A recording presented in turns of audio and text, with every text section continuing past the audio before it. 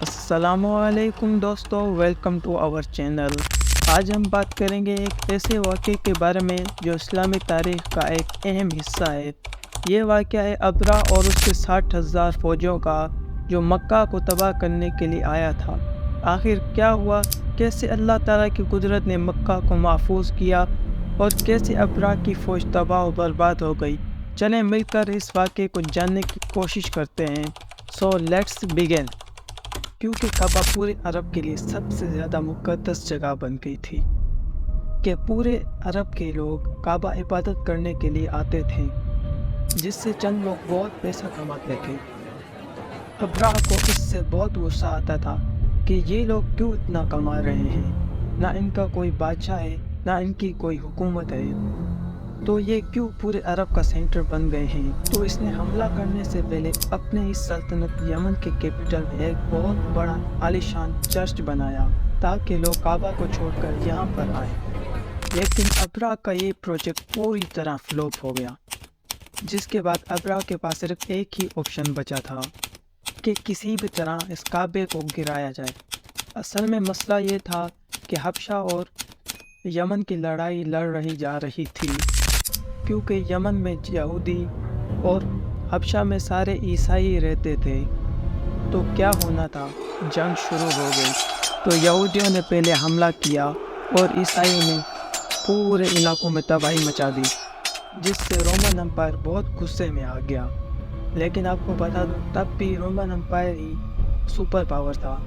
تو Roman umpire نے حبشہ میں اپنے ہی کرسچن بھائیوں کی مدد کر کے یمن میں یہودیوں کی سلطنت ہمیشہ کے لیے ختم کر دی، اور اس کام کے لیے انہوں نے اپنے ہی غلام ابرہ کو بھیجا تھا، جو 1,00,000 کی فوج لے کر یہودیوں کی تباہی مچا دی۔ اس جیت کے بعد ابرہ بہت مضبوط ہو گیا اور یمن کو اپنے ہی ملک حبشہ کو الگ کر دیا۔ حبشہ کے بادشاہ کو اس سے بہت غصہ آیا۔ اس نے پھر ایک فوج بھیجی، لیکن ابرہ کے خلاف اس نئی فوج نے اپنے ہی جنرل کو قتل کر کے ابرہ کو پیش کیا اور ابرہ کی فوج میں شامل ہو گئے۔ اس کے بعد ابرہ پورے عرب کا سب سے طاقتور بادشاہ بن گیا تھا اور پورے عرب میں اس کا اثر پھیل گیا تھا۔ اس نے پورے عرب سے 60,000 کی فوج جمع کی اور حملہ کر دیا۔ عربوں کو پتا تھا کہ ہم اس کا مقابلہ نہیں کر سکتے، تو کچھ قبیلوں نے لڑائی کرنے کی کوشش کی، لیکن ابرہ نے انہیں کہا کہ ہم کوئی خون خرابہ نہیں چاہتے، وہ صرف کعبہ کو گرانا چاہتے ہیں تاکہ لوگ کعبہ کو چھوڑ کر اس کے چرچ میں آئیں۔ جب ابرہ مکہ پہنچا تو اس نے اس کے سردار کو بلایا، تو عبد المطلب نے آ کر کہا کہ آپ نے میرے کچھ اونٹ قبضہ کر لیے ہیں، تو مجھے وہ واپس کر دیں۔ تو ابرہ نے ہنس کر کہا، مجھے تو لگا تم بہت بہادر شخص ہو گئے، تمہیں تو اپنے اونٹوں کی پریشانی ہے۔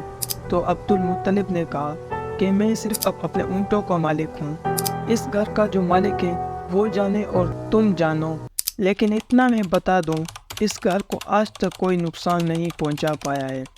اگلے دن ابرہ نے اپنی فوج کو حملہ کرنے کا حکم دیا، لیکن اس کا ہاتھی رک گیا اور بہت کوششوں کے بعد نہیں ہلا۔ اسی وقت آسمان سے کچھ پرندے آئے اور ہر پرندے کے منہ میں ایک پتھر تھا، اور وہ ابرہ کی فوج کو ایسے ٹارگیٹ کر کر کے پتھر مار رہے تھے کہ وہ اپنے جسم کو خارش کر کر کے اپنا گوشت نکال رہے تھے۔ اس حالت میں یہ فوج پیچھے بھاگ گئی اور ابرہ کی 60,000 کی فوج تباہ و برباد ہو گئی۔ مکہ کے قریش کی یہ جیت پورے عرب میں پھیل گئی اور قریش عرب کے نئے بادشاہ کے طور پر سامنے آیا۔ اس واقعے کے بعد پورے عرب سے لاکھوں لوگ کعبہ کے طواف کے لیے اور بھی آنے لگے، اور ہر سال وہاں عظیم الشان میلہ سجنے لگا۔ مکہ والوں کی دولت آسمانوں سے باتیں کرنے لگی۔ لیکن اسی سال اچانک ایک دن ایران کے سب سے بڑے مندر میں آگ جو سالوں سے جل رہی تھی وہ بھی بجھ گئی، اور اسی دن مکہ میں ایک یتیم بچہ پیدا ہوا جس کا نام تھا محمد۔